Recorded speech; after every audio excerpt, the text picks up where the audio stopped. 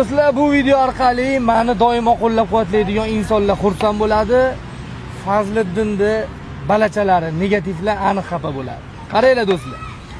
Oktagon ligadan juda ham ko'p bayslarimiz boshqa ligalarga o'tib ketdi. Bu nimadan dalolat? Oktagon ligaga prosmotr kerak, hype kerak. Keyin o'zicha tipa aqllilik qilyapti-da, o'tirib olib hammasi.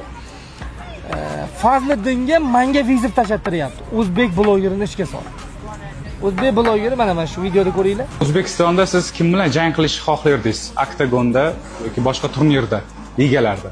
Но мне интересно, Хмуюн, я бы с ним разделил бы октагон, если в дальнейшем когда-то предложили бы мне с ним поединок. В данный момент я думаю, что он на хайпе, о нем его все знают, о нем разговаривают. Поэтому... Bu hammasi kelishilgan.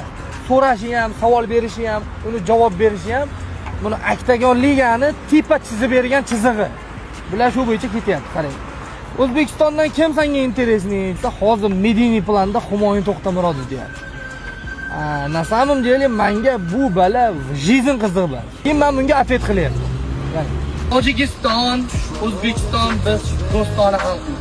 Fazliddinga menga hurmat bilan vizit tashlaganing uchun rahmat aytaman.